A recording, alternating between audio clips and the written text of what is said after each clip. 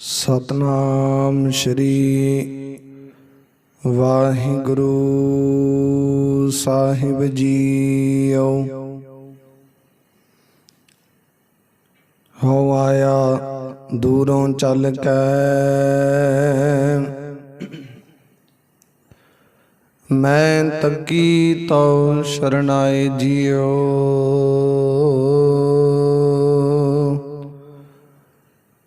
मैं आशा रखी चित में मेरा सब दुख गवाई जियो। तुम्हारी शरण तुम्हारी आशा तुम ही सज्जन सोहेले। राखो राखन हार दयाला नानक करके गोले। राखो राखन हार दयाला नानक करके गोले। जुगो जुगा टल चावर शदर तखत दे मालक दसां पातशाहियां जी दी जोत हाजर नाजर श्री गुरु ग्रंथ साहिब महाराज जी दे पावन पवित्र सतगुरां दे सन्मुख हजूरी अंदर जुड़ बैठी गुरु प्यारी गुरु सवारी गुरु की साजी साज के नवाजी गुरु का खास रूप खालसा साध संगत जीओ। आओ कुछ समय लई सतगुरु जी दे पावन पवित्र चरण कमलां दे नाल मन बिरदियां कागर करके जुड़ करके बहन दी कृपालता करिए। समय और स्वासां नूं सफला करिए। सतगुरां दीयां खुशियां प्राप्त करना करिए। चल रही लड़ीवार शब्द विचार कथा गुरबाणी सरवण करना करिए। आप संगत ने जो हुण तक लड़ीवार शब्द विचार कथा गुरबाणी सरवण कीती है वो विचार इथों तक सी कि जिस वेले सतगुरु गुरु हरगोबिंद महाराज छेवें पातशाह मेरी पीरी दे मालक कृपालू दयालू सतगुरु जी कांगड़ नगर विखे सतगुरु जी विराजमान है। शशोभित है भाई जोध राय जी इन्हां दा भरा सलीम शाह इन्हां दे गृह विखे सतगुरु जी पधारे ने। इन्हां दे नगर दे बाहर गुरु सतगुरु ने अपनियां फौजां समेत डेरा लाया। हुण कुछ क दिन इत्थे सतगुरु जी ने बतीत कीते ने। इत्थे ही नजदीक भाई रूपे तो सतगुरु जी दे अनन प्यारे सेवक भाई साधु जी उन्हां दे पुत्र भाई रूपचंद जी जिन्हां दे नाम ते भाई रूपा नगर बसना कीता है, सुशोभित होना कीता है। ते सतगुरु जी की कृपा दे नाल भी उत्थे कहंदे कांगड़ नगर विखे पहुंचे ने। होर काफ़ी संगत गुरु सतगुरु गुरु हरगोबिंद महाराज दे सन्मुख कांगड़ नगर विखे इधर भाई रूपे नगर दे नजदीक है कांगड़ नगर उत्थे पहुंचे ने। ते सतगुरु गुरु हरगोबिंद महाराज छेवें पातशाह मेरी बीरी दे मालक कृपालू दयालू सतगुरु जी उत्थे संगतां नूं बेअंत बख्शिशां रहमतां वरता रहे ने। सतगुरु जी दे सन्मुख संगतां दूरों दूरों चल के गुरु सतगुरु दे सन्मुख नतमस्तक हुंदियां ने। आपो अपनियां भावना पूरियां करदियां गुरु सतगुरु जी हरेक दियां झोलियां भरी जा रहे ने। कोई सतगुरु जी तो दुध मंगदा, कोई पुत मंगदा, कोई धन दौलत संसार दे सुख मंगदा। ਸਤਿਗੁਰੂ ਜੀ ਜਿਹਦੇ ਜਿਹਦੇ ਕਰਮ ਹੈ, ਜਿੱਦਾਂ ਜਿੱਦਾਂ ਦੀ ਵਿਚਾਰ ਹੈ, ਜਿੱਦਾਂ ਜਿੱਦਾਂ ਦੀ ਭਾਵਨਾ, ਉਹਦੇ ਮੁਤਾਬਕ ਗੁਰੂ ਸਤਿਗੁਰੂ ਜੀ ਹਰੇਕ ਦੀਆਂ ਝੋਲੀਆਂ ਭਰੀ ਜਾਂਦੇ ਨੇ, ਬਖਸ਼ਿਸ਼ਾਂ ਰਹਿਮਤਾਂ ਵਰਤਾਈ ਜਾਂਦੇ। ਤੇ ਇਦਾਂ ਸਮਾਂ ਬੀਤਦਾ ਗਿਆ। ਗੁਰੂ ਸਤਿਗੁਰੂ ਜੀ ਰੋਜ਼ਾਨਾ ਦੀਵਾਨ ਸਜਾਉਂਦੇ ਨੇ, ਵੱਡੇ ਪੱਧਰ ਤੇ ਲੰਗਰ ਵਰਤਿਆ ਜਾਂਦਾ, ਤਿਆਰ ਕੀਤਾ ਜਾਂਦਾ ਏ। ਸੰਗਤਾਂ ਆ ਕੇ ਗੁਰੂ ਸਤਿਗੁਰ ਤੋਂ ਬਖਸ਼ਿਸ਼ਾਂ ਪ੍ਰਾਪਤ ਕਰਦੀਆਂ, ਰੌਣਕਾਂ ਲੱਗੀਆਂ ਨੇ ਕਾਂਗੜ ਨਗਰ ਵਿਖੇ। ਇੱਕ ਦਿਨ ਸਤਿਗੁਰੂ ਜੀ ਨੇ ਵਿਚਾਰ ਕੀਤੀ ਕਿ ਸਾਨੂੰ ਅੱਗੇ ਜਾਣਾ ਚਾਹੀਦਾ, ਕਿਉਂਕਿ ਇੱਕ ਥਾਂ ਤੇ ਬਹਿਣ ਦੇ ਨਾਲ ਸੰਸਾਰ ਦਾ, ਕਾਇਨਾਤ ਦਾ ਭਲਾ ਕਰਨਾ ਜਿਹੜਾ ਉਹ ਨਹੀਂ ਹੋਣਾ। ਪਾਪੀਆਂ ਨੂੰ ਦੰਡ ਦੇਣਾ, ਆਪਣੇ ਪਿਆਰਿਆਂ ਨੂੰ ਕਹਿੰਦੇ ਬਖਸ਼ਿਸ਼ਾਂ ਰਹਿਮਤਾਂ ਵਰਤਾਉਣੀਆਂ ਇੱਕ ਥਾਂ ਤੇ ਬੈਠ ਕੇ, ਇਹ ਸਭ ਕੁਝ ਨਹੀਂ ਹੋਣਾ। ਤੇ ਜਿਵੇਂ ਗੁਰੂ ਨਾਨਕ ਦੇ ਮਹਾਰਾਜ ਨੇ 4 ਉਦਾਸੀਆਂ ਧਾਰਨ ਕੀਤੀਆਂ, ਥਾਂ ਥਾਂ ਤੇ ਧਰਤੀ ਦੇ ਕੋਨੇ ਕੋਨੇ ਤੇ ਜਾ ਕੇ ਬਖਸ਼ਿਸ਼ਾਂ ਰਹਿਮਤਾਂ ਵਰਤਾਈਆਂ ਨੇ। ਨਾਮ ਦੀ ਸਿੱਖੀ ਦੀ ਸਤਿਗੁਰੂ ਜੀ ਨੇ ਫਾਨੀ ਸੰਸਾਰ ਦੇ ਵਿੱਚ ਲੋਕਾਂ ਨੂੰ ਬਖਸ਼ਿਸ਼ ਰਹਿਮਤ ਕੀਤੀ। ਕਹਿੰਦੇ ਉਸੇ ਤਰ੍ਹਾਂ ਸਾਨੂੰ ਵੀ ਇੱਕ ਥਾਂ ਤੇ ਬਹਿਣ ਦਾ ਹੁਕਮ ਨਹੀਂ ਹੈ।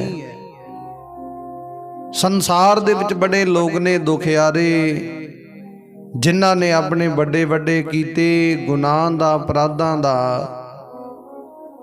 ਸਾਡੇ ਕੋਲੋਂ ਗੁਨਾਹ ਬਖਸ਼ਾਉਣਾ ਹੈ, ਭੁੱਲ ਬਖਸ਼ਾਉਣੀ ਹੈ, ਤੇ ਉਹ ਇੱਕ ਥਾਂ ਤੇ ਬਹਿ ਕੇ ਤੇ ਹੋਣਾ ਨਹੀਂ। ਸਤਿਗੁਰੂ ਨੇ ਵਿਚਾਰ ਕੀਤੀ। ਉਸ ਵੇਲੇ ਜੋਧ ਰਾਏ ਦੀ ਪਤਨੀ ਤੇ ਜੋਧ ਰਾਏ ਜੀ ਵੀ ਆਏ ਸਤਿਗੁਰ ਦੇ ਸਨਮੁਖ। ਸਤਿਗੁਰੂ ਜੀ ਘਰੇ ਚੱਲੋ, ਜਲ ਪਾਣੀ ਪ੍ਰਸ਼ਾਦਾ ਪਾਣੀ ਛਕੋ, ਅਸੀਂ ਹੱਥੀਂ ਸੇਵਾ ਕਰਨਾ ਚਾਹੁੰਦੇ ਤੁਹਾਡੀ। ਸਤਿਗੁਰੂ ਜੀ ਨੇ ਵਿਚਾਰ ਕੀਤੀ, ਭਾਈ ਅਸੀਂ ਜਾਣਾ ਚਾਹੁੰਦੇ ਹਾਂ। ਉਸ ਵੇਲੇ ਸਤਿਗੁਰੂ ਗੁਰੂ ਹਰਗੋਬਿੰਦ ਮਹਾਰਾਜ 6ਵੇਂ ਪਾਤਸ਼ਾਹ ਜੀ ਦੇ ਸਨਮੁਖ ਆਏ। ਜੋਧ ਰਾਏ ਨੇ ਬੇਨਤੀ ਕੀਤੀ, ਸਤਿਗੁਰੂ ਜੀ ਪਹਿਲਾਂ ਸਾਥੋਂ ਸੇਵਾ ਪ੍ਰਾਪਤ ਕਰੋ, ਫਿਰ ਜਿਵੇਂ ਤੁਹਾਡੀ ਮਰਜ਼ੀ ਹੋਵੇ ਉਸ ਮੁਤਾਬਕ ਕਰਨਾ, ਬਸ ਸਾਡੀ ਇਹ ਬੇਨਤੀ ਹੈ।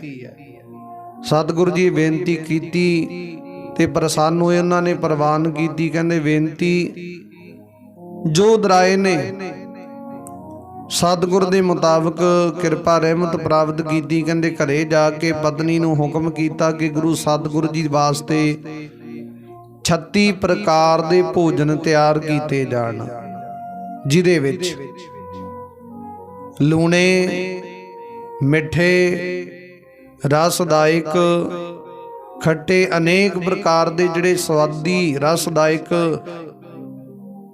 ਰਸੀਲੇ ਪ੍ਰਸ਼ਾਦੇ, ਰਸੀਲੇ ਭੋਜਨ ਤਿਆਰ ਕੀਤੇ ਜਾਣ। ਤੇ ਜੋਧ ਰਾਏ ਨੇ ਜਦੋਂ ਬੇਨਤੀ ਕੀਤੀ, ਸਤਿਗੁਰ ਨੇ ਸੇਵਾ ਬਖਸ਼ਿਸ਼ ਕੀਤੀ ਹੈ। ਉਹਨਾਂ ਨੇ ਬੜੇ ਪਿਆਰ ਦੇ ਨਾਲ, ਭਾਵਨਾ ਦੇ ਨਾਲ, ਸ਼ਰਧਾ ਦੇ ਨਾਲ ਗੁਰੂ ਸਤਿਗੁਰੂ ਜੀ ਵਾਸਤੇ ਸਪੈਸ਼ਲ ਤੌਰ ਤੇ ਜਲ ਪਾਣੀ ਪ੍ਰਸ਼ਾਦਾ ਪਾਣੀ ਤਿਆਰ ਕੀਤਾ। ਤੇ ਗੁਰੂ ਪਿਆਰਿਓ ਇਧਰੋਂ ਸਤਿਗੁਰੂ ਗੁਰੂ ਹਰਗੋਬਿੰਦ ਮਹਾਰਾਜ ਜੀ ਵੀ ਗਏ ਨੇ। ਜੋਧ ਰਾਏ ਦੀ ਪਤਨੀ ਨੇ ਬੜਾ ਅਦਬ ਸਤਿਕਾਰ ਕੀਤਾ ਗੁਰੂ ਸਤਿਗੁਰੂ ਜੀ ਦਾ। ਚਰਨ ਧੋਤੇ ਗੁਰੂ ਸਤਿਗੁਰੂ ਜੀ ਦੇ। ਚਰਨ ਧੋ ਕੇ ਉਹ ਜਲ ਸੀ ਜਿਹੜਾ ਆਪ ਛਕਿਆ, ਉਹਨੂੰ ਚਰਨਾ ਅੰਮ੍ਰਿਤ ਕਹਿੰਦੇ ਨੇ।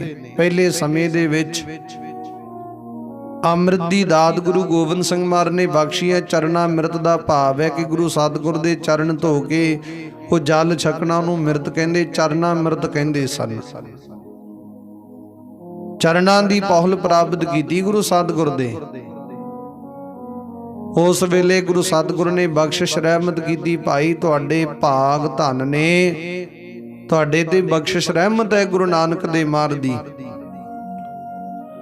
ਉਸ ਵੇਲੇ ਨਾਲ ਦੀ ਨਾਲ ਸੇਵਾ ਕਰਦੇ, ਨਾਲ ਨਾਲ ਵਿਚਾਰਾਂ ਕਰਦੇ, ਸਤਿਗੁਰੂ ਜੀ ਹੁਣ ਤੁਸੀਂ ਜਾਣਾ ਹੈ, ਵਾਪਸ ਕਦੋਂ ਆਵੋਗੇ?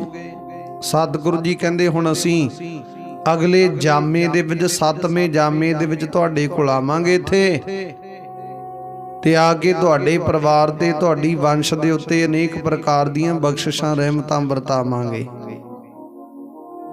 ਸਤਿਗੁਰ ਨੇ ਬਚਨ ਕੀਤੇ ਜੋਧਰਾਏ ਦੇ ਨਾਲ। ਸਤਿਗੁਰੂ ਜੀ ਨੇ ਅਨੇਕ ਪ੍ਰਕਾਰ ਦੇ ਉਸ ਵੇਲੇ ਬਚਨ ਉਚਾਰਨ ਕੀਤੇ ਨੇ। ਤੇ ਜਿਉਂ-ਜਿਉਂ ਸਤਿਗੁਰ ਦੀ ਸੇਵਾ ਕਰਦੇ ਸਤਿਗੁਰ ਦੀ ਪ੍ਰਸੰਨ ਹੋ ਕੇ ਅਨੇਕ ਪ੍ਰਕਾਰ ਦੀਆਂ ਬਖਸ਼ਿਸ਼ਾਂ ਵਰਤਾਈ ਜਾਂਦੇ ਨੇ। ਜੋਧਰਾਏ ਦੀ ਪਤਨੀ ਬੜੀ ਖੁਸ਼ ਹੈ, ਸਿੱਖਾਂ ਦੀ ਲੜਕੀ ਹੈ ਇਹ।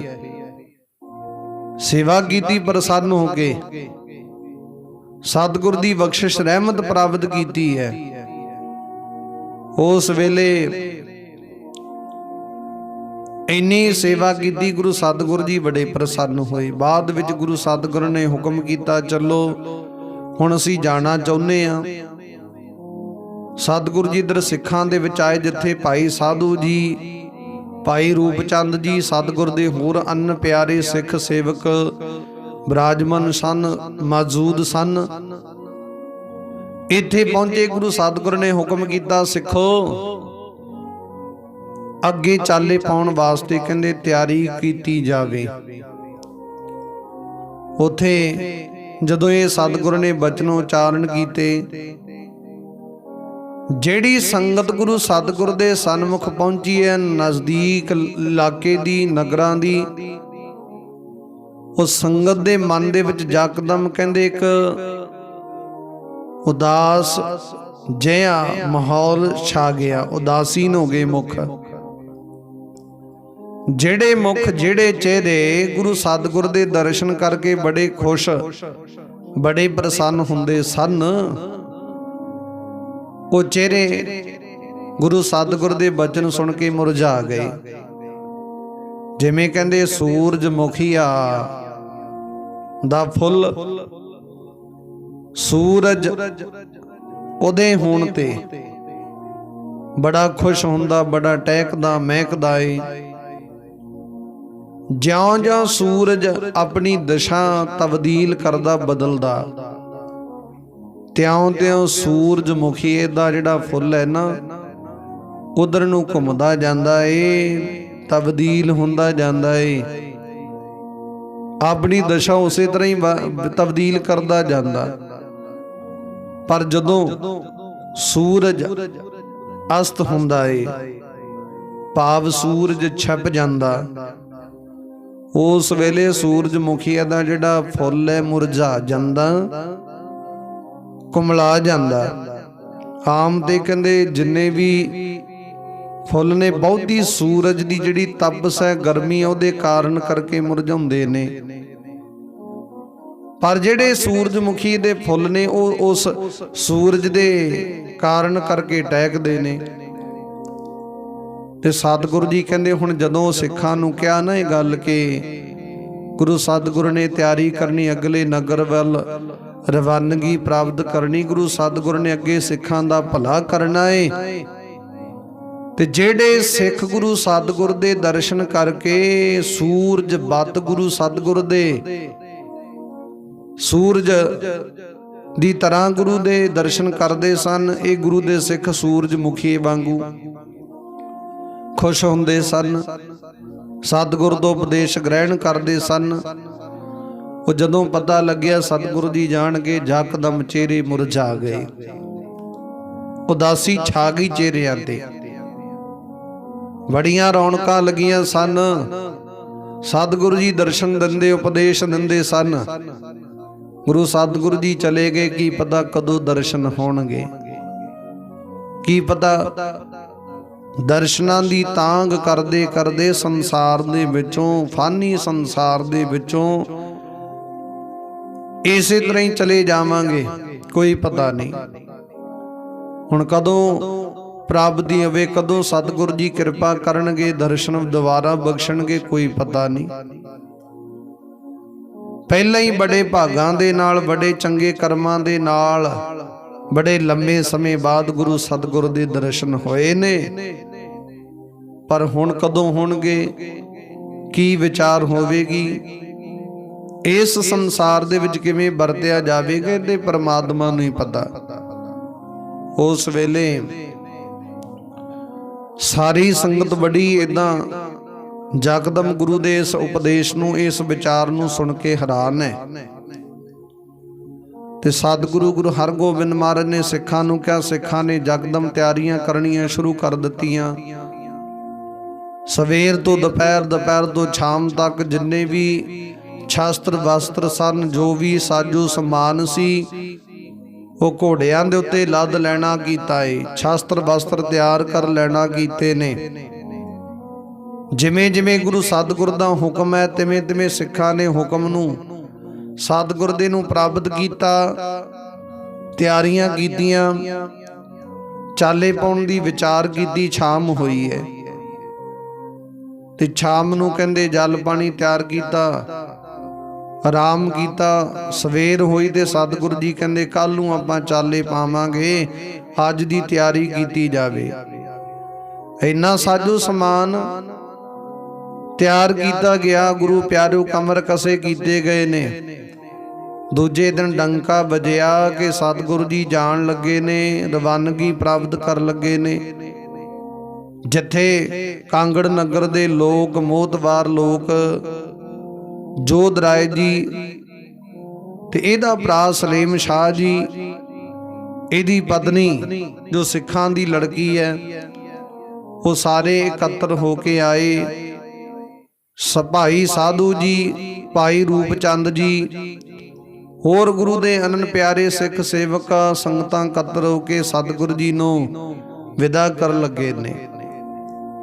ਸਤਿਗੁਰੂ ਜੀ ਨੇ ਮੀਰੀ ਪੀਰ ਦੀਆਂ ਕਿਰਪਾਨਾਂ ਪਹਿਨੀਆਂ, ਲੰਮਾ ਚੋਲਾ ਪਹਿਨਿਆ, ਚੂੜੀਦਾਰ ਪਜਾਮਾ ਪਹਿਨਿਆ, ਸੁੰਦਰ ਦਸਤਾਰ ਸਜਾਈ, ਉੱਤੇ ਜਿਗਾ ਕਲਗੀ ਸਜਾਈ ਹੈ।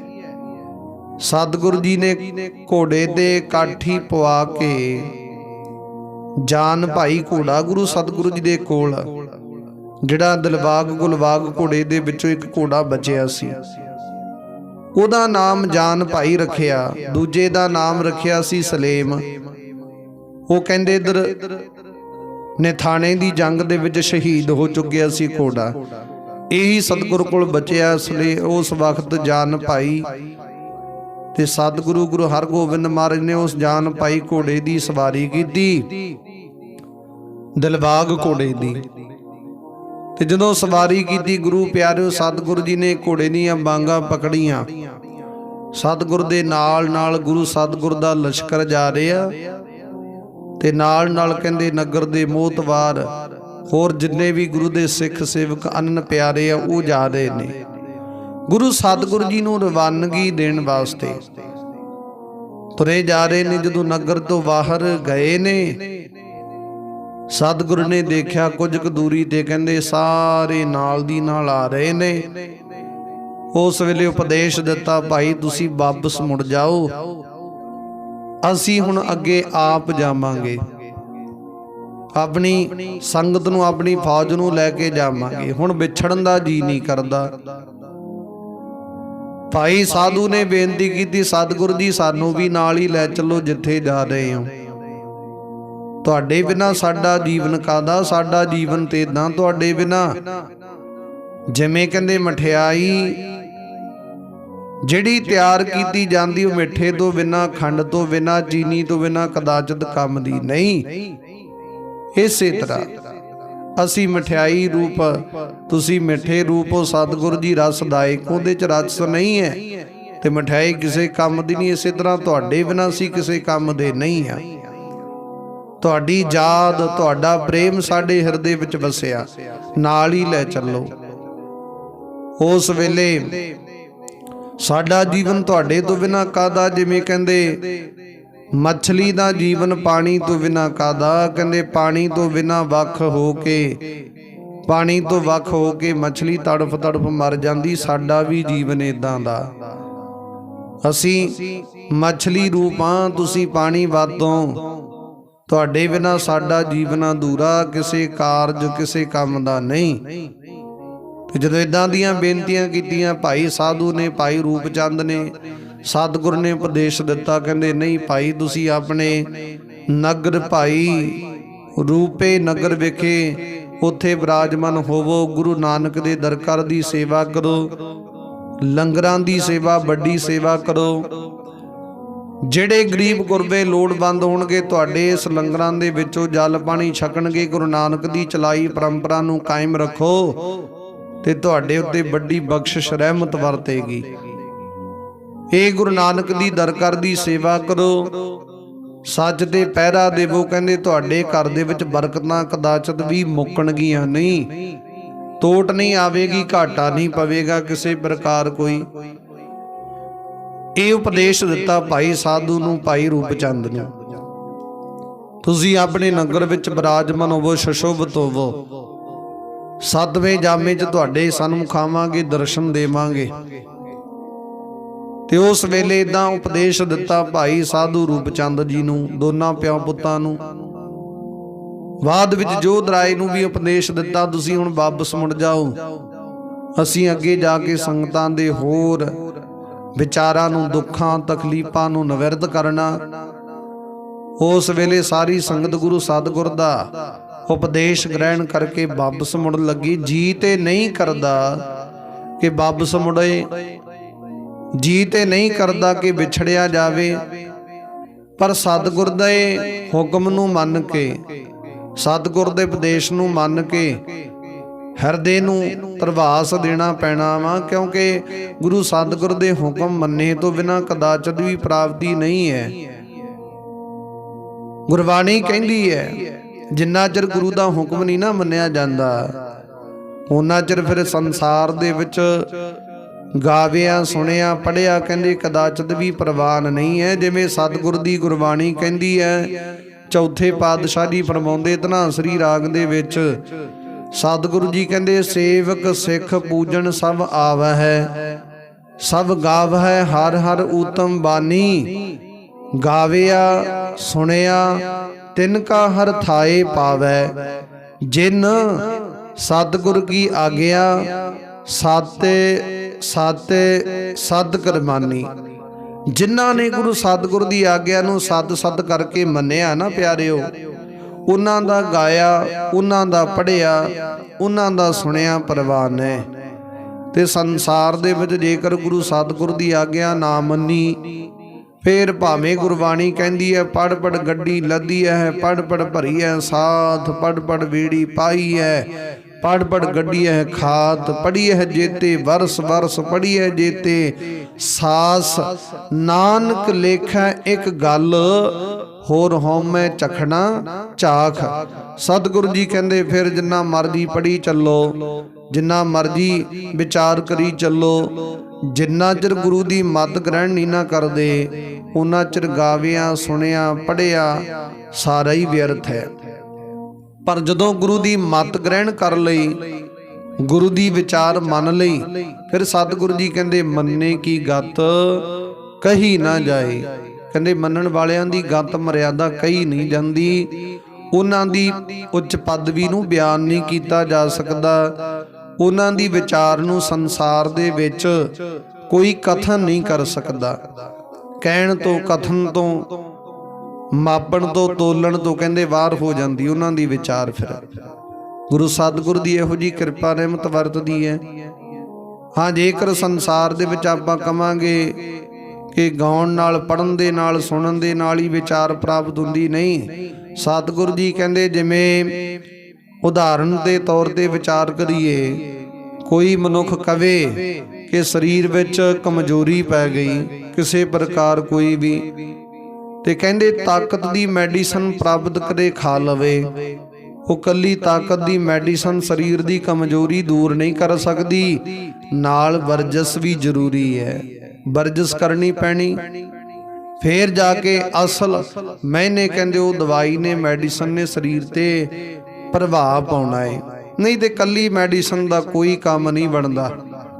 ਸਤਿਗੁਰੂ ਜੀ ਕਹਿੰਦੇ ਇਸੇ ਤਰ੍ਹਾਂ ਮੈਡੀਸਨ ਰੂਪ ਸਤਿਗੁਰ ਦੀ ਗੁਰਬਾਣੀ ਪੜ੍ਹੀ ਜਾਈਏ, ਗੁਰੂ ਸਤਿਗੁਰ ਦੀ ਵਰਜਸ ਰੂਪੀ ਗੱਲ ਨੂੰ ਮੰਨੀਏ ਨਾ, ਤੇ ਫਿਰ ਕਹਿੰਦੇ ਫੇਰ ਵੀ ਉਹ ਗੁਰੂ ਸਤਿਗੁਰ ਦੀ ਕਿਰਪਾ ਦਾ ਅਸਰ ਨਹੀਂ ਹੁੰਦਾ। ਬਹੁਤਾ ਨਹੀਂ, ਥੋੜੀ ਤੇ ਵਿਚਾਰ ਮੰਨਣੀ ਪੈਂਦੀ ਹੈ, ਚੱਲਣਾ ਪੈਂਦਾ ਹੈ। ਸਤਿਗੁਰੂ ਜੀ ਕਿਰਪਾ ਕਰਦੇ, ਫੇਰ ਕਹਿੰਦੇ ਗਾਵਿਆ, ਸੁਣਿਆ, ਪੜ੍ਹਿਆ ਪ੍ਰਵਾਨ ਹੈ। ਫਿਰ ਸਤਿਗੁਰੂ ਜੀ ਕਿਰਪਾ ਕਰਦੇ ਤਾਂ ਤੇ ਰਹੋ ਵਿਚਾਰ। ਉਸ ਵੇਲੇ ਭਾਈ ਜੋਧ ਰਾਏ ਸਾਧੀ, ਭਾਈ ਸਾਧੂ ਜੀ, ਭਾਈ ਰੂਪ ਚੰਦ ਜੀ, ਗੁਰੂ ਸਤਿਗੁਰ ਦੀ ਹੋਰ ਅਨ ਪਿਆਰੀ ਸਿੱਖ ਸੰਗਤ ਹੈ, ਉਹਨਾਂ ਨੂੰ ਉਪਦੇਸ਼ ਦਿੱਤਾ, ਭਾਈ ਤੁਸੀਂ ਕਿਸੇ ਪ੍ਰਕਾਰ ਵੀ ਕੋਈ ਵੀ ਮਨ ਵਿੱਚ ਇਦਾਂ ਦੀ ਵਿਚਾਰ ਨਾ ਕਰੋ। ਗੁਰੂ ਸਤਿਗੁਰ ਦਾ ਉਪਦੇਸ਼ ਗ੍ਰਹਿਣ ਕਰਕੇ, ਗੁਰੂ ਸਤਿਗੁਰ ਦੇ ਹੁਕਮ ਨੂੰ ਮੰਨ ਕੇ ਵਾਪਸ ਚਲੇ ਜਾਓ। ਅਸੀਂ ਹੋਰ ਸੰਗਤਾਂ ਦੇ ਉੱਤੇ ਬਖਸ਼ਿਸ਼ਾਂ ਰਹਿਮਤਾਂ ਵਰਤਾਉਣੀਆਂ। ਉਸ ਵੇਲੇ ਸਤਿਗੁਰ ਨੇ ਇਦਾਂ ਉਪਦੇਸ਼ ਦਿੱਤਾ, ਵਿਛੜਨ ਨੂੰ ਜੀ ਤੇ ਨਹੀਂ ਕਰਦਾ ਜੋਧ ਰਾਏ ਭਾਈ ਰੂਪ ਚੰਦ ਭਾਈ ਸਾਧੂ ਜੀ ਸੰਗਤ ਦਾ। ਪਰ ਹੁਣ ਸਤਿਗੁਰ ਨੇ ਹੁਕਮ ਕੀਤਾ, ਉਹ ਮੰਨਣਾ ਵੀ ਪੈਣਾ। ਜੇ ਸਤਿਗੁਰ ਦੀ ਮਰਿਆਦਾ ਨੂੰ ਫੋਲੋ ਕਰਨੇ, ਗੁਰਬਾਣੀ ਨੂੰ ਪੜ੍ਹਨੇ ਆ, ਗੁਰੂ ਉਪਦੇਸ਼ ਨੂੰ ਸੁਣਨੇ ਆ, ਤੇ ਹੁਣ ਸਤਿਗੁਰ ਦੀ ਮੱਤ ਗ੍ਰਹਿਣ ਵੀ ਕਰਨੀ ਪੈਣੀ ਹੈ। ਉਸ ਵੇਲੇ ਸਾਰੀ ਸੰਗਤ ਕਹਿੰਦੇ ਗੁਰੂ ਸਤਿਗੁਰ ਦੇ ਹੁਕਮ ਨੂੰ ਮੰਨ ਕੇ ਵਾਪਸ ਮੁੜਨ ਲੱਗੀ ਹੈ। ਮਨ ਦੇ ਵਿੱਚ ਸਤਿਗੁਰ ਦੇ ਉਪਦੇਸ਼ ਨੂੰ ਗ੍ਰਹਿਣ ਕਰਕੇ ਵਾਪਸ ਮੁੜਨ ਲੱਗੀ ਸੰਗਤ। ਤੇ ਕਹਿੰਦੇ ਜਦੋਂ ਵਾਪਸ ਮੁੜਦੇ ਆ ਰਹੇ ਨੇ, ਦੇਖਦੇ ਆ ਨਗਰ ਦੇ ਵਿੱਚ ਕਿ ਜਿੱਥੇ ਸਤਿਗੁਰੂ ਜੀ ਦੀਵਾਨ ਲਗਾ ਕੇ ਬੈਠੇ ਸਨ, ਸੁਸ਼ੋਭਿਤ ਸਨ, ਬਿਰਾਜਮਾਨ ਸਨ, ਉਹ ਸਥਾਨ ਸੁੰਨਾ ਪਿਆ। ਉਹ ਸਥਾਨ ਗੁਰੂ ਸਤਿਗੁਰ ਤੋਂ ਬਿਨਾ ਇੱਕ ਸੁੰਨਾ ਜਿਹਾ ਲੱਗਦਾ, ਇਉਂ ਲੱਗਦਾ ਜਿਵੇਂ ਸੰਸਾਰ ਦੇ ਵਿੱਚੋਂ ਉਹਨਾਂ ਦੀਆਂ ਖੁਸ਼ੀਆਂ ਕਿਸੇ ਨੇ ਖੋਲੀਆਂ ਹੋਣ, ਇਦਾਂ ਪ੍ਰਤੀਤ ਹੋ ਰਿਹਾ। ਉਸ ਵੇਲੇ ਗੁਰੂ ਸਤਿਗੁਰ ਜੀ ਦੇਖਦੇ, ਉਹ ਸੰਗਤ ਦੇਖਦੀ ਸਤਿਗੁਰ ਜੀ ਨੂੰ, ਯਾਦ ਕਰਦੀ। ਇੱਥੇ ਸਤਿਗੁਰ ਜੀ ਸੁਸ਼ੋਭਿਤ ਹੁੰਦੇ ਸਨ, ਉਪਦੇਸ਼ ਦਿੰਦੇ ਸਨ। ਇੱਥੇ ਗੁਰੂ ਸਤਿਗੁਰ ਦੇ ਸਿੱਖ, ਗੁਰੂ ਦੇ ਯੋਧੇ, ਗੁਰੂ ਦੇ ਸੇਵਕ ਬਿਰਾਜਮਾਨ ਸਨ। ਇੱਥੇ ਲੰਗਰ ਤਿਆਰ ਹੁੰਦੇ ਸਨ, ਇੱਥੇ ਵਰਤਾਏ ਜਾਂਦੇ ਸਨ, ਯਾਦ ਕਰਦੇ ਦੇਖ ਕੇ। ਤੇ ਉਧਰ ਸਤਿਗੁਰੂ ਗੁਰੂ ਹਰਗੋਬਿੰਦ ਮਹਾਰਾਜ ਛੇਵੇਂ ਪਾਤਸ਼ਾਹ ਜੀ ਇਸ ਕਾਂਗੜ ਨਗਰ ਤੋਂ ਬਾਹਰ ਗਏ ਨੇ। ਸਤਿਗੁਰੂ ਜੀ ਰਸਤੇ ਵਿੱਚ ਤੁਰਦੇ ਜਾਂਦੇ ਨੇ, ਇੱਕ ਪ੍ਰਕਾਰ ਦੀਆਂ ਬਖਸ਼ਿਸ਼ਾਂ ਰਹਿਮਤਾਂ ਵਰਤਾਉਂਦੇ ਜਾਂਦੇ ਨੇ। ਸਿੱਖ ਸੰਗਤ ਸਤਿਗੁਰ ਦੇ ਚਰਨਾਂ ਤੋਂ ਬਖਸ਼ਿਸ਼ਾਂ ਰਹਿਮਤਾਂ ਪ੍ਰਾਪਤ ਕਰਕੇ ਬੜੇ ਨਦਰੋ ਨਦਰ ਨਿਹਾਲ ਪਏ ਹੁੰਦੇ ਨੇ। ਤੇ ਸਤਿਗੁਰੂ ਜੀ ਕਹਿੰਦੇ ਘੋੜੇ ਤੇ ਸਵਾਰ ਸਿੱਖ ਸੰਗਤ ਨਾਲ ਹੈ, ਇੱਕ ਨਗਰ ਵਿਖੇ ਪਹੁੰਚੇ ਨੇ, ਜਿਸ ਨਗਰ ਦਾ ਨਾਮ ਗੁੱਜਰਵਾਲ ਹੈ। ਗੁੱਜਰਵਾਲ ਇਹ ਨਗਰ ਹੈ। ਇੱਕ ਗੁੱਜਰਵਾਲ ਤੇ ਆਪਣੇ ਨਜ਼ਦੀਕ ਆ, ਇਹ ਗੁੱਜਰਵਾਲ ਨਗਰ ਹੈ ਡੇਲੋਂ ਦੇ ਨਜ਼ਦੀਕ। ਪਰ ਇਹ ਜਿਹੜਾ ਗੁੱਜਰਵਾਲ ਹੈ, ਇਹ ਸਤਿਗੁਰੂ ਗੁਰੂ ਹਰਗੋਬਿੰਦ ਮਹਾਰਾਜ ਜੀ ਇੱਧਰ ਕਾਂਗੜ ਨਗਰ ਵਿਖੇ, ਭਾਈ ਰੂਪੇ ਨਗਰ ਵਿਖੇ ਉਧਰਲੇ ਪਾਸੇ ਵਿਰਾਜਮਾਨ ਹੈ, ਸੁਸ਼ੋਭਿਤ ਹੈ। ਉੱਥੇ ਨਗਰ ਹੈ ਗੁੱਜਰਵਾਲ। ਤੇ ਸਤਿਗੁਰੂ ਜੀ ਇੱਥੇ ਪਹੁੰਚੇ ਨੇ। ਬਾਹਰ ਗੁਰੂ ਸਤਿਗੁਰ ਨੇ ਡੇਰਾ ਲਾਇਆ ਨਗਰ ਤੋਂ। ਤੇ ਸਿੱਖ ਸੰਗਤਾਂ ਨੂੰ ਜਿਉਂ-ਜਿਉਂ ਪਤਾ ਲੱਗਦਾ ਗੁਰੂ ਸਤਿਗੁਰ ਜੀ ਇੱਥੇ ਸੁਸ਼ੋਭਿਤ ਹੈ, ਬਿਰਾਜਮਾਨ ਹੋਏ ਨੇ। ਗੁਰੂ ਨਾਨਕ ਦੇ ਮਹਾਰਾਜ ਦੇ ਛੇਵੇਂ ਰੂਪ ਗੁਰੂ ਹਰਗੋਬਿੰਦ ਮਹਾਰਾਜ ਜੀ, ਮੇਰੀ ਪੀਰੀ ਦੇ ਮਾਲਕ, ਕਿਰਪਾਲੂ, ਦਿਆਲੂ ਸਤਿਗੁਰੂ ਜੀ ਸਿੱਖ ਸੰਗਤਾਂ ਦੇ ਨਾਲ ਸੁਸ਼ੋਭਿਤ ਹੋਏ ਨੇ। ਹੁਣ ਗੁਰੂ ਸਤਿਗੁਰ ਦੇ ਜਿਹੜੇ ਸੇਵਕ ਆ, ਅਨੇਕ ਪ੍ਰਕਾਰ ਦੀਆਂ ਸੇਵਾਵਾਂ ਭੇਟਾਵਾਂ ਲੈ ਕੇ ਗੁਰੂ ਸਤਿਗੁਰ ਦੇ ਸਨਮੁਖ ਪਹੁੰਚਣ ਲੱਗੇ ਨੇ। ਕੋਈ ਕਿਵੇਂ ਕਰਕੇ ਭੇਟਾ ਲੈ ਕੇ ਆਉਂਦਾ, ਕੋਈ ਕਿਵੇਂ ਲਿਆਉਂਦਾ, ਕੋਈ ਸਤਿਗੁਰ ਦੇ ਸਨਮੁਖ ਕੀ ਲੈ ਕੇ ਆਉਂਦਾ, ਕੋਈ ਕੀ ਲੈ ਕੇ ਆਉਂਦਾ। ਅਨੇਕ ਪ੍ਰਕਾਰ ਦੀਆਂ ਭੇਟਾਵਾਂ ਆਪਣੀ ਜਥਾ ਸਮਰੱਥਾ ਅਨੁਸਾਰ ਉਹ ਭੇਟਾ ਲੈ ਕੇ ਆ ਰਹੇ ਨੇ। ਤੇ ਗੁਰੂ ਪਿਆਰਿਓ, ਸਤਿਗੁਰੂ ਜੀ ਦੀ ਬਖਸ਼ਿਸ਼ ਰਹਿਮਤ ਵਰਤਣੀ ਸ਼ੁਰੂ ਹੋਈ। ਤੇ ਸੰਗਤਾਂ ਜਿਵੇਂ ਆ ਰਹੀਆਂ ਨੇ, ਬਖਸ਼ਿਸ਼ਾਂ ਰਹਿਮਤਾਂ ਪ੍ਰਾਪਤ ਕਰ ਰਹੀਆਂ ਨੇ। ਹੁਣ ਇਸ ਗੁੱਜਰਵਾਲ ਨਗਰ ਦਾ ਇੱਕ ਕਿਸਾਨ ਹੈ, ਜਿਹਦਾ ਨਾਮ ਭਾਈ ਫਤੂਹੀ ਹੈ। ਉਹ ਭਾਈ ਫਤੂਹੀ ਨਾਮ ਦਾ ਇਹ ਕਿਸਾਨ ਕਹਿੰਦੇ ਗੁਰੂ ਸਤਿਗੁਰੂ ਹਰਗੋਬਿੰਦ ਮਹਾਰਾਜ ਦੇ ਚਰਨਾਂ ਦੇ ਨਾਲ ਪਿਆਰ ਕਰਦਾ। ਇਸ ਨਗਰ ਦੇ ਵਿੱਚੋਂ ਬੜਾ ਅਮੀਰ ਹੈ, ਬੜਾ ਕਹਿੰਦੇ ਧਨਾਟ ਹੈ। ਇਹ ਕਹਿ ਲੋ ਕਿ ਨਗਰ ਦੇ ਮੋਤਬਾਰ ਲੋਕਾਂ ਦੇ ਵਿੱਚੋਂ ਇਹ ਮੰਨਿਆ ਜਾਂਦਾ। ਤੇ ਸਤਿਗੁਰੂ ਜੀ ਇੱਥੇ ਪਧਾਰੇ ਨੇ, ਪਹੁੰਚੇ ਨੇ। ਇਹ ਫਤੂਹੀ ਮਨੁੱਖ ਕਿਸਾਨ, ਇਹਦੇ ਕੋਲੇ ਕਹਿੰਦੇ ਬੜੇ ਜੰਗ ਯੁੱਧ ਦੇ ਸ਼ਾਸਤਰ ਵਸਤਰ ਰੱਖੇ ਨੇ, ਪਿਆਰ ਕਰਦਾ ਸ਼ਾਸਤਰਾਂ ਵਸਤਰਾਂ ਨੂੰ, ਘੋੜਿਆਂ ਨੂੰ। ਤੇ ਇਹਦੇ ਕੋਲੇ बहुत वधिया एक बाज रखिया होया, शिकार खेडण भी जांदा ਇਹ, कुत्ते भी रखे हुए ਇਹਦੇ।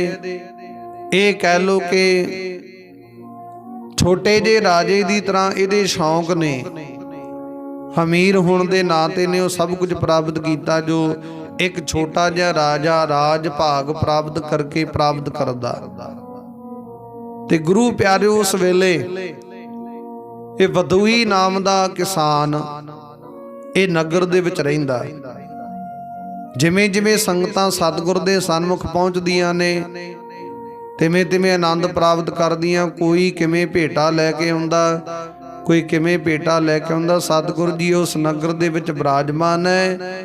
नगर तो बाहर गुरु सतगुर छेवें पातशाह जी ने डेरा लाया। हुण ये फतूही नाम का किसान कहंदे उन्हें विचार कीती कि मैं शिकार खेडण जावां। शिकार खेडण गया, उन्हें अपने कोल वो एक बाज लै लिया, कुत्ते लै लए ने, नाल जो जो साजो समान चाहिदा सी शिकार खेडण वास्ते वो लै लिया ते घर तो तुरिया। तुरे जांदे जांदे दे अचनचेत मन दे विच विचार आई है कि सतगुर छेवें पातशाह मीरी पीरी दे मालक कृपालू दयालु सतगुर जी इधर आए ने, सुशोभत ने, क्यों ना उन्हां दे दर्शन करदा जावां, बाद विच शिकार खेडांगा। ते कहंदे ये मन विच जदों विचार आई, उस वेले उस फतूही नाम दे किसान ने सतगुर जाण दी कोल जाण दी विचार बनाई। गया जाके की देखदा, सतगुर जी विराजमान है सामने, सुशोभित है, संघासन ते विराजमान है। सतगुर जी दे संगत काफी नजदीक बैठी है ते सतगुर जी हरेक दियां झोलियां भरी जा रहे ने, बख्शिशां रहमतां करी जा रहे ने, शुभ वचनां दे नाल विराजमान। सतगुर जी उस वेले संगतां दे ते बख्शिशां रहमतां वरताई जा रहे ने। ते फतूही नाम दा किसान भी पहुंच गया। इहदे कोल सुंदर बाज है, कुत्ते कोल है दे, नाल होर शास्त्र वस्त्र ने। इहने कुत्तियां नूं ते बाहर सतगुर दे दीवान तो बाहर खिला दिता ते आप बाज समेत गुरु सतगुर दे कोल चला गया। जाके दर्शन कीते, जदों सतगुर दे रब्बी नूर दे चेहरे दे दर्शन कीते ने, ऐ गुरु सतगुर दा दग दग करदा चेहरा, नूर झलिया नहीं जांदा। दर्शन कीते ने, बड़ा खुश होया। इनू पता लग्या कि सतगुर जी भी शिकार खेडदे ने, सतगुर जी भी शास्त्रा वस्त्रां दे नाल बड़ा प्यार करदे ने। इहदे हत्थ दे उत्ते ओ बाज बिठाया होया जो कि बहुत सोहना है, चंगा फुर्तीला है, वधिया है, महंगी कीमत दा है। ते सतगुर जी ने ये बदूई नाम दे किसान वाल तकिया, इन्हें दर्शन कीते, बेनती की सतगुर जी आप जी दा कोटान कोट कोट धन्नवाद है जिन्हां ने दर्शन दीदारे बख्श के इस फानी संसार दे विच मनुखे जीवन नूं मेरे नूं धन कीता है। धन है मेरा मनुखा जीवन, आप जी दे दर्शन हो गए। उस वेले ये बेनती इदां कीती ने, मेरा आप जी दे नाल बड़ा प्यार है, बड़ी भावना शरधा है सतगुर जी। ते सतगुर जी ने जदों इहदे वल तकिया ते आवाज ते निगाह गई गुरु सतगुर दी। पुछया गुरु सतगुर ने, भाई आवाज है ये किवें है, किदां दा की हिसाब किताब है, सारा पुछया।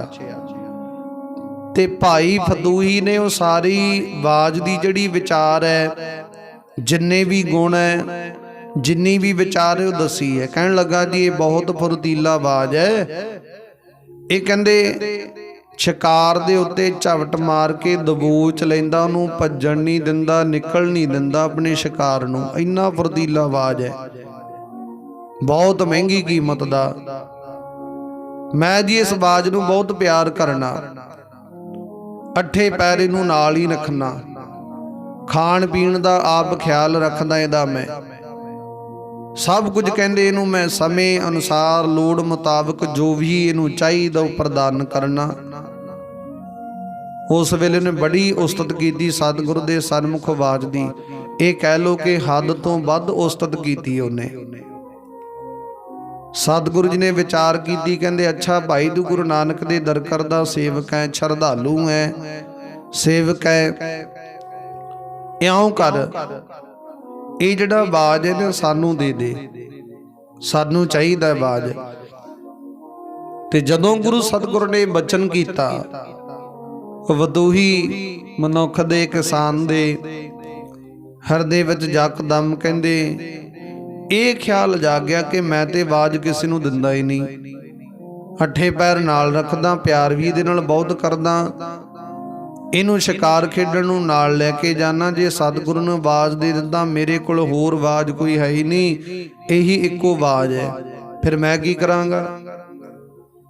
उस वेले थोड़ा जिहा हस के झूठा जिहा मुस्कुरा के कहण लगा, सतगुरु जी ये आवाज दे मैं तुहानूं दे नहीं सकदा, इहदे नाल मैं प्यार बहुत करना है, ਇਹਦੇ ਨਾਲ शिकार खेडण जाना है, अठे पैर नाल रखदा, खाण पीण दा आप ख्याल रखदा, ਇਹਦਾ बहुत वड्डी महंगी कीमत दा आवाज है ये, मुआफ करना मैं तुहानूं ये आवाज दे नहीं सकदा। सतगुरु जी नूं मना कर दिता।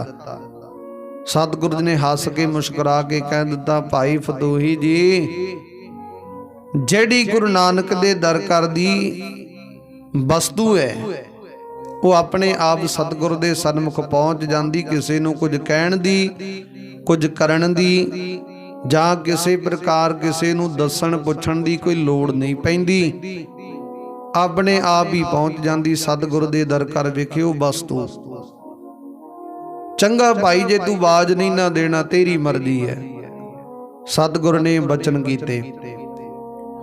उस वेले भाई फतूही गया, उन्हें शिकार खेडिया, चंगा वधिया, कहंदे उन्हें शिकार खेड के वापस घरे आया। एक थां ते उच्ची थां ते जिन्ना को दी पहुंच सी उत्थों तक उन्हें उच्ची थां ते बाज नूं बिठा दिता। आवाज उच्ची थां ते बैठा बैठा इहदे देखदे देखदे एक रेशम दी डोरी निगल गया, खा गया आवाज। जदों रेशम दी डोरी उन्हें खाधी है, निगली है, ते आवाज दे ओ रेशम दी डोरी अंदर जाण दे कारण करके आवाज मुरझा गया। ये कह लो कि मरण किनारे हो गया। फतूही बड़ा उस वेले मन विच पछतावा कर लग्या, कहंदे मैं आवाज सतगुरु नूं नहीं दिता, तां करके ये आवाज नूं इह जिहड़ा समा प्राप्त हो गया। जे करे मैं आवाज सतगुरु नूं दे दिंदा ते सतगुरु दी प्रसन्नता मेरे ते प्राप्त हो जांदी, सतगुरु जी कृपा कर दिंदे, रहमत कर दिंदे, की पता किहड़े मेरे पापां दा नाश कर दिंदे गुरु सतगुरु जी। भावना सहित जे मैं ये भेटा गुरु सतगुरु जी नूं कर दिंदा ते की पता गुरु सतगुरु जी प्रसन्न होके मेरे ते की दया कर दिंदे, कोई पता नहीं सी। हुण गुरु सतगुरु दे सन्मुख कहंदे गुरु दे सिख, गुरु दे सेवक किद्दां किद्दां दीयां भेटां लैके आउंदे ने। संसार विच जिन्नी उन्हां दी समर्था, जिन्नी उन्हां दी पहुंच हुंदी, उथों तक गुरु सतगुरु नूं भेटा करदे। कोई हीरे जवरात सतगुरु जी नूं भेटा करदा, कोई सोना, कोई चांदी, कोई माया, कोई किसी प्रकार गुरु सतगुरु नूं भेटा करदा। अपनी पहुँच तो उत्ते उठ के गुरु सतगुरु जी नूं भेटा करदे ने, गुरु सतगुरु दी प्रसन्नता प्राप्त करन नूं, सतगुरु दी बख्शिश रहमत प्राप्त करन नूं। पर मैथों सतगुरु ने एक आवाज मंगिया। ये आवाज समा पा के मेरे कोल भी ते मर जाना सी, किहड़ा सदा लई रहना सी। जे मैं सतगुरु जी नूं आवाज दे दिंदा ते बहुत वड्डी किरपा रहमत वरत जानी सी, पर मेरे पापी मन ने आवाज देण नूं कदाचित भी सतगुरु नूं हां नहीं कीती। हुण ओहदा हरजाना ही भुगतना पै गया, उम्र जा गया, बस यही कह लो मरण किनारे आवाज आ गया। ਉਹਨੇ ਫਟਾਫਟ ਚੁੱਕਿਆ ਆਵਾਜ਼, ਕਹਿੰਦਾ ਹੁਣ ਵੀ ਕੁਝ ਨਹੀਂ ਵਿਗੜਿਆ। ਜੇ ਆਵਾਜ਼ ਮੈਂ ਸਤਿਗੁਰੂ ਨੂੰ ਦੇ ਦੇਵਾਂ ਤੇ ਸਤਿਗੁਰੂ ਜੀ ਕਿਰਪਾ ਕਰ ਦੇਣਗੇ, ਮੈਂ ਭੁੱਲ ਬਖਸ਼ਾ ਲਵਾਂਗਾ। ਉਹਨੇ ਫਟਾਫਟ ਆਵਾਜ਼ ਚੁੱਕਿਆ ਤੇ ਝੁੱਕ ਕੇ ਦੌੜ ਪਿਆ ਸਤਿਗੁਰੂ ਜੀ ਵੱਲ। ਦੌੜਦਾ ਹੋਇਆ ਗੁਰੂ ਸਤਿਗੁਰੂ ਜੀ ਕੋਲ ਗਿਆ, ਜਾ ਕੇ ਬੇਨਤੀ ਕੀਤੀ ਚਰਨਾਂ ਤੇ ਆਵਾਜ਼ ਰੱਖ ਕੇ, ਲਓ ਸਤਿਗੁਰੂ ਜੀ ਆ ਤੁਹਾਡੀ ਇਮਾਨਤ ਹੈ, ਤੁਸੀਂ ਸਾਂਭ ਲਓ, ਮੇਰਾ ਇਹਦੇ ਵਿੱਚ ਕੁਝ ਵੀ ਨਹੀਂ ਰਿਹਾ। ਮੈਂ ਪਾਪੀ ਨੇ ਲੋਭ ਦੇ ਵਸ ਵਿੱਚ ਹੋ ਕੇ ਆਵਾਜ਼ ਤੁਹਾਨੂੰ ਦਿੱਤਾ ਨਹੀਂ, ਅਰਪਣ ਨਹੀਂ ਕੀਤਾ। ਇਹ ਅਰਪਣ ਉਦੋਂ ਹੀ ਕਰ ਦੇਣਾ ਚਾਹੀਦਾ ਸੀ। ਮੈਨੂੰ ਮਾਫ ਕਰ ਦਿਓ, ਬਖਸ਼ ਦਿਓ ਮੈਨੂੰ। ਉਸ ਵੇਲੇ ਸਤਿਗੁਰੂ ਜੀ ਨੇ ਭਾਈ ਫਤੋਹੀ ਵੱਲ ਦੇਖਿਆ, ਤੱਕਿਆ ਤੇ ਹੱਸ ਕੇ ਮੁਸਕਰਾ ਕੇ ਕਹਿਣ ਲੱਗੇ, ਭਾਈ ਫਤੋਹੀ ਜੀ ਦੇਖੋ, ਗੁਰੂ ਨਾਨਕ ਦੀ ਜਿਹੜੀ ਈਮਾਨ ਹੈ ਆਪਣੇ ਆਪ ਵਾਪਸ ਆ ਗਈ ਹੈ। ਸਤਿਗੁਰੂ ਜੀ ਨੇ ਆਵਾਜ਼ ਆਪਣੇ ਚਰਨਾਂ ਤੋਂ ਚੱਕਿਆ, ਦਸਤਾਨਾ ਪਹਿਨ ਕੇ ਉਸ ਬਾਜ ਨੂੰ ਆਪਣੇ ਹੱਥ ਦੇ ਉੱਤੇ ਬਿਠਾਇਆ ਤੇ ਬਾਜ ਦੇ ਸਿਰ ਦੇ ਉੱਤੇ ਜਦੋਂ ਹੱਥ ਫੇਰਿਆ, ਉਹਦਾ ਸਿਰ ਪਲੋਸਿਆ। ਉਹ ਜਿਹੜੀ ਰੇਸ਼ਮ ਦੀ ਡੋਰੀ ਹੈ ਉਸ ਬਾਜ ਨੂੰ ਇੱਕ ਉਲਟੀ ਆਈ ਹੈ ਤੇ ਉਹ ਰੇਸ਼ਮ ਦੀ ਡੋਰੀ ਉਹਦੇ ਪੇਟ ਵਿੱਚੋਂ ਨਿਕਲ ਗਈ ਉਸੇ ਵੇਲੇ, ਤੇ ਉਹ ਬਾਜ ਯਕਦਮ 9 ਵਾਰ 9 ਹੋ ਗਿਆ। ਜਿਹੜਾ ਬਾਜ ਮਰਨ ਕਿਨਾਰੇ ਸੀ, ਗੁਰੂ ਸਤਿਗੁਰੂ ਦੀ ਕਿਰਪਾ ਹੋ ਗਈ। ਗੁਰੂ ਨਾਨਕ ਦੇ ਦਰ ਕਰ ਦੀ ਈਮਾਨ ਸਮਝ ਕੇ ਭਾਈ ਫਤੂਹੀ ਨੇ ਵਾਪਸ ਦਿੱਤੀ ਤੇ ਉਹ ਬਾਜ 9 ਵਾਰ 9 ਹੋ ਗਿਆ। ਗੁਰੂ ਸਤਿਗੁਰੂ ਦੀ ਕਿਰਪਾ ਹੋ ਗਈ। ਬਾਅਦ ਵਿੱਚ ਸਤਿਗੁਰ ਦੇ ਸਿੱਖ ਸੰਗਤ ਬੈਠੀ ਉੱਥੇ, ਜਿੰਨੀ ਵੀ ਉਹਨਾਂ ਨੇ ਗੁਰੂ ਸਤਿਗੁਰ ਦਾ ਧੰਨਵਾਦ ਸ਼ੁਕਰਾਨਾ ਕੀਤਾ ਕਿ ਵਾਕਈ ਇਦਾਂ ਸਤਿਗੁਰ ਦੀ ਕਿਰਪਾ ਰਹਿਮਤ ਵਰਤ ਜਾਂਦੀ। ਆਪਣੇ ਆਪ ਹੀ ਕਈ ਦਫਾ ਸਤਿਗੁਰ ਜੀ ਉਹ ਵਸਤੂ, ਉਹ ਈਮਾਨ ਆਪਣੇ ਆਪ ਲੈ ਲੈਂਦੇ। ਜੇਕਰ ਸਤਿਗੁਰ ਦੇ ਸਿੱਖ ਦਾ, ਕਿਸੇ ਮਨੁੱਖ ਦਾ ਮਨ ਇਦਾਂ ਹੋ ਜਾਵੇ, ਆਪਣੇ ਆਪ ਸਤਿਗੁਰ ਜੀ ਨੂੰ ਲਾਈਨ ਤੇ ਲਿਆਉਂਦੇ ਨੇ, ਆਪਣੇ ਆਪ ਉਹਨੂੰ ਸ਼ੁਭ ਮਾਰਗ ਦੇ ਚਲਾਉਂਦੇ ਨੇ। ਸਤਿਗੁਰ ਦੇ ਇਦਾਂ ਧੰਨਵਾਦ ਸ਼ੁਕਰਾਨਾ ਕਰ ਲੱਗਾ ਭਾਈ ਫਤੂਹੀ। ਸੰਗਤ ਗੁਰੂ ਦੇ ਉਪਦੇਸ਼ ਨੂੰ ਗ੍ਰਹਿਣ ਕਰਕੇ, ਗੁਰੂ ਦੇ ਇਸ ਵਡਿਆਈ ਨੂੰ, ਇਸ ਪਵਿੱਤਰ ਜਿਹੜੇ ਵਿਚਾਰ ਨੂੰ ਦੇਖ ਕੇ, ਕੌਤਕ ਨੂੰ ਦੇਖ ਕੇ ਬੜੇ ਹੈਰਾਨ ਹੋਏ ਨੇ। ਸਤਿਗੁਰੂ ਜੀ ਨੂੰ ਧੰਨ ਧੰਨ ਕਹਿਣ ਲੱਗੇ। ਤਾਂ ਤੇ ਆਓ ਪਿਆਰੀ ਸੰਗਤ ਜੀ ਹੋ, ਅੱਜ ਦੀ ਵਿਚਾਰ ਇਥੋਂ ਤੱਕ ਪ੍ਰਵਾਨ ਕਰਨੀ। ਅਗਲੀ ਵਿਚਾਰ ਆਪਾਂ ਕੱਲ ਨੂੰ ਸਰਵਣ ਕਰਾਂਗੇ। ਅੱਗੇ ਸਤਿਗੁਰੂ ਜੀ ਇਸ ਨਗਰ ਤੋਂ ਰਵਾਨਗੀ ਪ੍ਰਾਪਤ ਕਰਕੇ ਅੱਗੇ ਕਿੱਥੇ ਜਾਂਦੇ ਆ, ਕਿਵੇਂ ਕਰਕੇ ਸਤਿਗੁਰੂ ਜੀ ਬਖਸ਼ਿਸ਼ ਰਹਿਮਤ ਕਰਦੇ। ਅੱਗੇ ਇਹ ਸਤਿਗੁਰੂ ਜੀ ਕਰਤਾਰਪੁਰ ਦੀ ਧਰਤੀ ਤੇ ਜਾਣਗੇ, ਜਿਹੜੇ ਜਲੰਧਰ ਕੋਲ ਕਰਤਾਰਪੁਰ ਦੀ ਧਰਤੀ ਹੈ, ਉੱਥੇ ਜਾ ਕੇ ਸਤਿਗੁਰੂ ਜੀ ਆਪਣੇ ਪਰਿਵਾਰ ਨੂੰ ਮਿਲਣਗੇ। ਕਿਵੇਂ ਮਿਲਦੇ, ਰਸਤੇ ਵਿੱਚ ਕੀ ਕੀ ਬਖਸ਼ਿਸ਼ਾਂ ਰਹਿਮਤਾਂ ਕਰਦੇ ਜਾਂਦੇ ਆ, ਉਹ ਰਹਿੰਦੀ ਵਿਚਾਰ ਆਪਾਂ ਕੱਲ ਨੂੰ ਸਰਵਣ ਕਰਾਂਗੇ। ਅੱਜ ਦੀ ਵਿਚਾਰ ਇੱਥੋਂ ਤੱਕ ਪ੍ਰਵਾਨ ਕਰਨੀ। ਆਓ ਗੁਰੂ ਚਰਨਾਂ ਦੇ ਵਿੱਚ ਸਮਾਪਤੀ ਕਰਨ ਦਾ ਯਤਨ ਕਰੀਏ। ਸਤਿਗੁਰੂ ਜੀ ਕਿਰਪਾ ਕਰਦੇ ਨੇ। 6 ਪੌੜੀਆਂ ਸ਼੍ਰੀ ਅਨੰਦ ਸਾਹਿਬ ਦੇ ਜਾਪ ਕਰਦੇ ਆਂ, ਉਪਰੰਤ ਅਰਦਾਸ ਜੋਦੜੀ ਵਿੱਚ ਸ਼ਾਮਲ ਹੋਵਾਂਗੇ। ਸਤਿਗੁਰੂ ਜੀ ਕਿਰਪਾ ਕਰਦੇ ਨੇ। ਸਤਨਾਮ ਸ਼੍ਰੀ ਵਾਹਿਗੁਰੂ ਸਾਹਿਬ ਜੀਓ। ਰਾਮ ਕਲੀ ਮਹੱਲਾ ਤੀਜਾ। ਨਾਨਕ ਓੰਕਾਰ ਸਤਿਗੁਰ ਪ੍ਰਸਾਦ। ਆਨੰਦ ਭਇਆ ਮੇਰੀ ਮਾਏ, ਸਤਿਗੁਰੂ ਮੈਂ ਪਾਇਆ, ਸਤਿਗੁਰ ਤਾਂ ਪਾਇਆ ਸਹਿਜ ਸਿੱਧੀ। ਮਨ ਵਜੀਆਂ ਵਧਾਈਆਂ, ਰਾਗ ਰਤਨਾ ਪਰਵਾਰ ਪ੍ਰੀਆਂ। ਸ਼ਬਦ ਗਾਵਣ ਆਈਆਂ, ਸ਼ਬਦੋ ਤਾਂ ਗਾਵਹੋ ਹਰੀ ਕੇਰਾ। ਮਨ ਜਿਨੀ ਵਸਾਇਆ, ਕਹਿ ਨਾਨਕ ਆਨੰਦ ਹੋਆ, ਸਤਿਗੁਰੂ ਮੈਂ ਪਾਇਆ। ਏ ਮਨ ਮੇਰਿਆ ਤੂੰ ਸਦਾ ਰਹੋ, ਹਰ ਨਾਲੇ ਹਰ ਨਾਲ ਰਹੋ ਤੂੰ ਮਨ ਮੇਰੇ। ਦੁਖ ਸਭ ਵਿਸਾਰਨਾ, ਅੰਗੀਕਾਰੋ ਕਰੇ ਤੇਰਾ। ਕਾਰਜ ਸਦ ਸਵਾਰਨਾ, ਸਭਨਾ ਗੱਲਾਂ ਸਮਰਾਧ ਸੁਆਮੀ। ਸੋ ਕਿਉ ਮਨੋ ਵਿਸਾਰੇ, ਕਹਿ ਨਾਨਕ ਮਨ ਮੇਰੇ ਸਦਾ ਰਹੋ ਹਰ ਨਾਲੇ। ਸਾਚੇ ਸਾਹਿਬਾ ਕਿਆ ਨਾਹੀ ਕਰਦੇ ਰਹਿ, ਕਰਤਾ ਤੇਰਾ ਸਭ ਕਿਛ ਹੈ। ਜਿਸ ਦੇਹ ਸੋ ਪਾਵਾਏ, ਸਦਾ ਸ਼ਬਦ ਸਾਲਾ ਤੇਰੀ। ਨਾਮ ਮਨ ਵਸਾਵੇ, ਨਾਮ ਜਿਨ ਕੈ ਮਨ ਵਸਿਆ। ਬਾਜੇ ਸ਼ਬਦ ਕਨੇਰੇ, ਕਹਿ ਨਾਨਕ ਸੱਚੇ ਸਾਹਿਬ ਕਿਆ ਨਹੀਂ ਕਰਦੇ ਰਹਿ। ਸਾਚਾ ਨਾਮ ਮੇਰਾ ਧਾਰੋ, ਸਾਚ ਨਾਮ ਆਧਾਰ ਮੇਰਾ। ਜਨ ਭੁੱਖਾ ਸਭ ਗਵਾਈਆ, ਕਰ ਸ਼ਾਂਤੇ ਸੁਖ ਮਨੈ ਵਸਿਆ। ਜਿਨ ਇੱਛਾ ਸਭ ਪੁਜਾਈਆ, ਸਦਾ ਕੁਰਬਾਨ ਕੀਤਾ ਗੁਰੂ ਬੇਟਾ ਹੋ। ਜਿਸ ਦੀ ਇਹ ਵਡਿਆਈਆ, ਕਹਿ ਨਾਨਕ ਸੁਣੋ ਸੰਤੋ ਸ਼ਬਦ ਰੋ ਪਿਆਰੋ। ਸਾਚਾ ਨਾਮ ਮੇਰਾ ਧਾਰੂ, ਵਾਜੇ ਪੰਜ ਸ਼ਬਦ ਕਰ ਸੁਭਾਗੈ।